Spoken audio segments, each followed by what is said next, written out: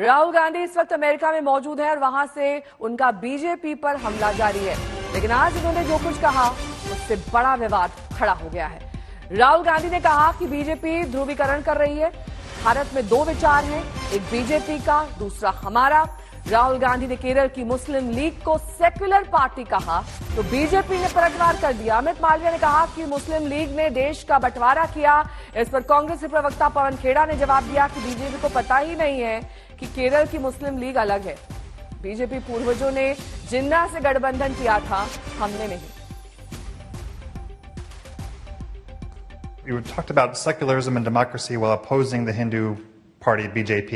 However, Congress in Kerala has been in alliance with the Muslim party, Muslim League in Kerala, the state from which you were MP for more than, the state you are the MP for more than 70 years. Muslim League is a completely secular party. Right. There's nothing non-secular about the Muslim League.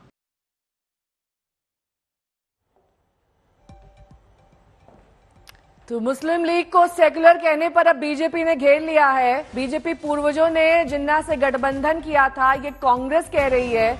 तो दोनों के अलग अलग राय हैं, लेकिन Rahul Gandhi America के एक मंच पर ये कह रहे हैं कि पूरी तरीके से मुस्लिम लीग सेक्युलर पार्टी है।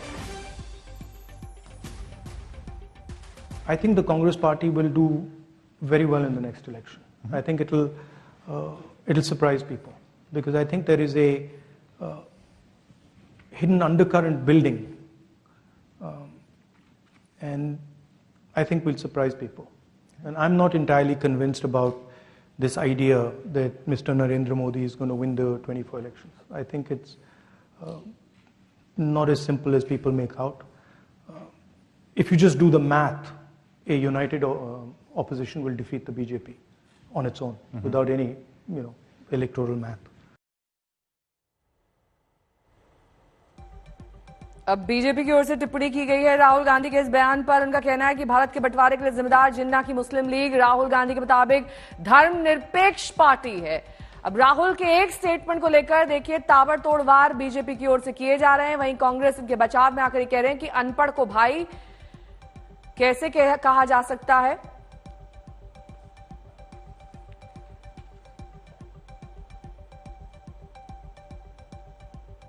वे अमेरिकी धरती से राहुल गांधी के आरोपों पर कल संघ प्रमुख मोहन भागवत ने तीखा पलटवार किया।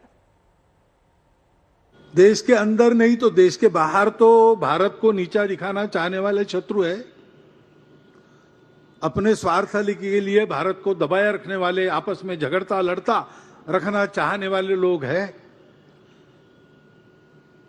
उनको अवसर मिलता है, वो इसको और चौड़ा करने के लिए तरह तरह के कुचक्र रचते हैं। उसको भी हम महसूस करते हैं।